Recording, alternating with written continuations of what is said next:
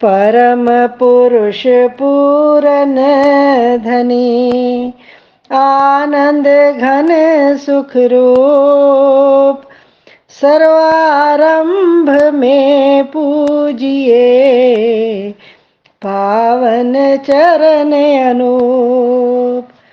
सर्वारंभ में पूजिए, सतगुरु चरण अनूप।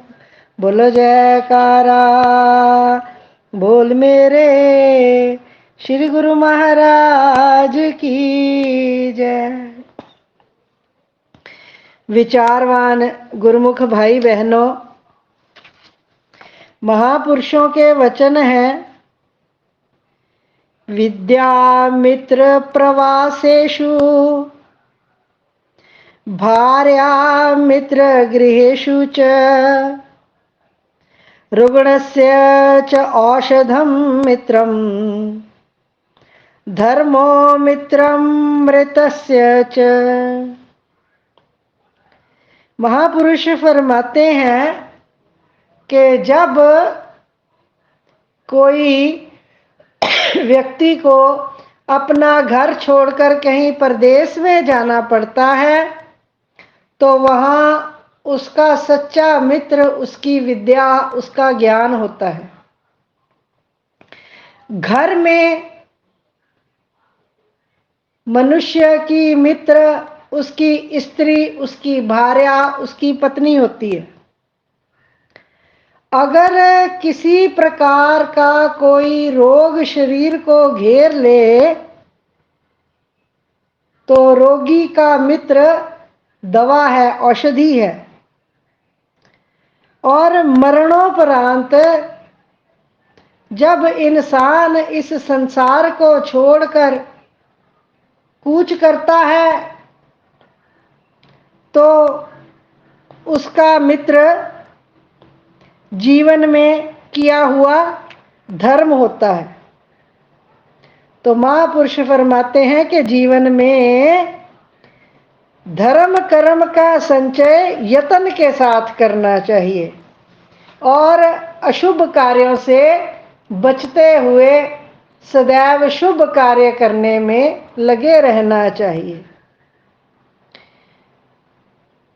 सभी महापुरुषों ने अपनी अपनी वाणी में मनुष्य जन्म की अनमोलकता के बारे में अपनी अपनी वाणी में फरमाया है कि जिंदगी हमें मालिक की कृपा से केवल मालिक की बंदगी करने के लिए मिली है और हमारा सबसे बड़ा धर्म केवल मालिक की भक्ति करना है। हमारा अपना काम केवल मालिक से मिलने का प्रयत्न करना है और बिछड़े हुए मालिक की प्राप्ति करना है।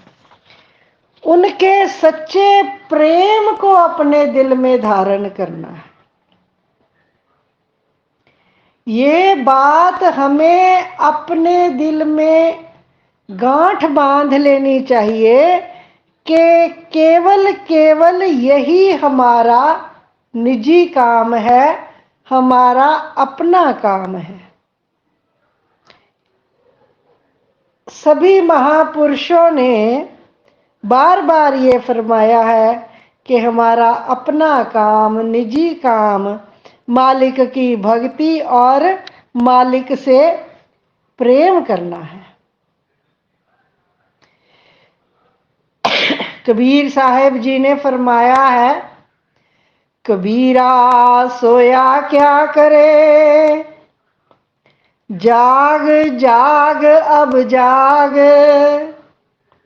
जाके संग से बिछुड़ा, वाही के संग लाग। कबीर साहब जी ने कितने सिंपल शब्दों में, साधारण शब्दों में कितना गहरा राज खोला है कि अपना काम केवल अपने बिछड़े हुए प्रीतम प्रभु के साथ मिलकर एकाकार करना है। जिस मालिक से हम चिरकाल से बिछड़े हुए हैं, उनसे मिलने का साधन करना है। जरा ध्यान से विचार करें तो अपने जीवन पर जरा दृष्टि डालें, दैनिक दिनचर्या पर, तो हमें पता चलेगा कि हम वास्तविक काम की ओर कितना ध्यान देते हैं, कितनी गफलत करते हैं, कितना हम सांसारिक कार्यों में उलझे रहते हैं। 84 लाख योनियां पार करने के बाद हमें ये उत्तम देही मिली और इसे पाकर हम अपना असली काम भूल गए, अन्य कामों में लगे रहे। तो ये बहुत बड़ी महापुरुषों की दृष्टि में नादानी है। भक्ति और सुमिरन और मालिक के प्रीति को दृढ़ करना, इसको छोड़कर शेष जितने भी कार्य हम कर रहे हैं, ये सब शून्य है। जितने भी काम कर लो, इनका रिजल्ट शून्य है। और मालिक की भक्ति 1 का अंक है, सतगुरु से प्रीति 1 का अंक है। मालिक की भक्ति, मालिक की प्रीति यदि कोई भी प्रेमी कर रहा है, तो उसके साथ उसके किए हुए सारे बाकी कार्य व्यवहार, संसार से जुड़े हुए, परिवार से जुड़े हुए, समाज से जुड़े हुए, वो जितने शून्य आगे लगते जाएंगे, सबकी वैल्यू 10 गुना हो जाएगी। अगर हमने परिवार का काम किया तो 1 शून्य, समाज का काम किया दूसरा शून्य, जो भी काम किए, व्यापार किया तो शून्य, कारोबार किया तो शून्य। अगर आगे एका नहीं लगा हुआ तो शून्य शून्य मिलकर सब शून्य।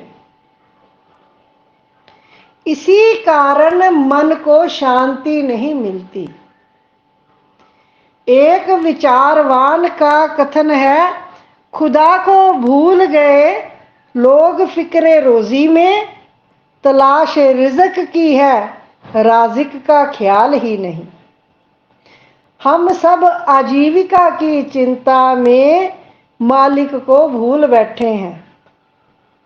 सत्संग में बहुत बार ये वचन भी सुने होंगे आप सभी ने, दात प्यारी विसरिया दातार, जाने नाही मन विचार। हमें संसार में जो कुछ भी प्राप्त है, जो कुछ भी मिला हुआ है, सब उस मालिक की कृपा से मिला है। ये सारी दात उस परम पिता परमात्मा की है और मालिक को भूल जाते हैं। इस तरह गफलत में खोए हुए अपनी जिंदगी के असली मकसद को विसार कर माया के चक्कर में भूले बैठे हैं। सबको पता है शरीर बेगाना है, एक दिन नष्ट हो जाएगा। दुनिया में हर चीज की गारंटी है, इतने दिन चलेगी उतने दिन चलेगी, पर क्या इस जीवन की गारंटी है? एक श्वास की भी गारंटी नहीं। इसलिए जीवन भर संसार और माया के पीछे भागते रहना ठीक नहीं है। सारा जीवन यदि माया के पीछे भागते भागते बीत गया तो अपना क्या बना? ये हमें विचार करना है कि ये जो जीवन हमें मिला है, क्या ये दोबारा जीवन मिलेगा? दुनिया की कोई भी चीज खत्म हो जाए, कोई ना कोई यत्न प्रयत्न करके फिर से हासिल की जा सकती है, पर यदि एक बार मनुष्य का तन हाथ से निकल गया तो कभी वापस मिलेगा कि नहीं, इसकी कोई गारंटी ही नहीं है, कोई पता ही नहीं है। विचार करें कि हम अपने इस जीवन में श्वासों के खर्च करके क्या खरीद कर रहे हैं। महापुरुषों के ऐसे भी वचन हैं, हमने सत्संगों में बचपन से ये सुना है कि 24,000 रोज दा घाटा, आमदन मूल ना थीवे। जिस बंदे नूं इन्ना घाटा, वो बंदा क्यों जीवे। 24,000 श्वास मनुष्य को 24 घंटों में मिलते हैं। अगर वो श्वास हम संसार के कार्य व्यवहार में खर्च किए जा रहे हैं तो ये नित्य प्रति का हानि का सौदा है। आमदन मूल ना थीवे, अब आमदन क्या और होनी है। इन 24,000 श्वासों में से जितने श्वास हमने मालिक के याद में खर्च कर दिए, भक्ति में खर्च कर दिए, भजन बंदगी में खर्च कर दिए, ये हमारी आमदन हो गई। अगर 24,000 श्वास खर्च करके कुछ भी खरीद नहीं किया, संसार के कार्य व्यवहार में सारे श्वास लगा दिए, तो ये हानि का सौदा है। क्यों? चाहे त्रिलोकी का राज्य प्राप्त हो जाए, जब आखिरी श्वासों पर आना है, सारा राज्य देकर भी काल से एक श्वास इंसान हासिल नहीं कर सकता, नहीं मिल सकता। ये इतना बेशकीमती श्वासों का खजाना नित्य प्रति हमारे हाथों से खर्च हो रहा है और हमें इसकी याद तक नहीं है, हमें भजन की ओर ध्यान तक नहीं है। एक स्थान पर हमने ये पढ़ा कि काबिले फख्र नहीं मुल्क का सुल्तान होना। काबिले फख्र नहीं मुल्क का सुल्तान होना एक बड़ी चीज है, इंसान का इंसान होना। कोई बहुत बड़ा राज्य हासिल कर लिया, महाराजा सुल्तान हो गया, ये कोई बड़ी फख्र की बात नहीं है। पर सबसे बड़ी बात क्या है, एक इंसान में इंसानियत हो, मनुष्यता हो। बहुत ऊंचा दर्जा है इंसान का इंसान होना। और इंसान असली कौन है? जो अपने फर्ज को पूरा करता है। ये जीवन हमें सुख भोगों के लिए नहीं मिला, भगवान को प्राप्त करने के लिए मिला है, परोपकार करने के लिए मिला है। अगर हम सोचते हैं कि हम संसार में रस भोगों के लिए आए हैं, तो ये अफसोस की बात है। महापुरुषों को, हमारे इष्ट देव को, हमारे सतगुरु को अफसोस होता है अगर हम रस भोगों में जीवन व्यतीत करते हैं, मालिक का भजन बंदगी का, प्रभु की याद का ध्यान नहीं करते, अपने काम से गाफिल रहते। अन्य सारी योनियां भोगने के लिए आई हैं, पर इंसान भोगने के लिए नहीं आया, भोगों के लिए नहीं आया। वास्तविकता ये है कि जितने भी भोग हैं ये इंसान के लिए बने हैं। भोग पदार्थ, संसार के विषय, विलासता, जो भी ऐश इशरत के सामान है, ये मालिक ने इंसान के लिए बनाए हैं। पर इंसान के लिए लाजिम क्या है, वो इनमें फंसे नहीं। जो गुरमुख मालिक की बंदगी में, भक्ति में अपने श्वासों को लगाते हैं, तल्लीन रहते हैं, दिल से, श्रद्धा से, भक्ति से, ये भोग उनके पीछे पीछे, देवता ये भोग प्रारब्ध लेकर पीछे पीछे फिरते हैं। इंसान भोग के लिए नहीं आया, इंसान आया है योग के लिए। योग अर्थात जुड़ना। जुड़ना किससे है? मालिक से। इंसान का जीवन मालिक से जुड़ने के लिए मिला है। गुरु अर्जुन देव जी का गुरवाणी में कथन है भई प्रापत मानुख देहुरिया, गोविंद मिलन किए तेरी बरिया, अवर काज तेरे किते ना काम, मिल साध संगत भज केवल नाम। कथन करते हैं कि ऐ मनुष्य, ये जो तुझे तन प्राप्त हुआ है, ये मालिक से, गोविंद से, भगवान से मिलने के लिए मिला है।